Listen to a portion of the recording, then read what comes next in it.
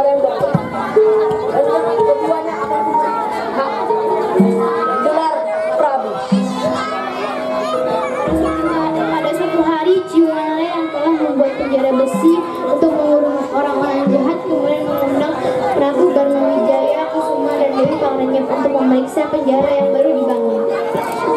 Prabu Ratu, tolong masuk ke ruangan ini. Apakah sudah sesuai dengan ketentuan? Akan masuk Baginda.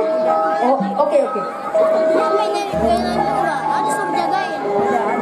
Hahaha, bagus. Masuklah Prabu Ratu. Akan segera kukunci ruangan ini.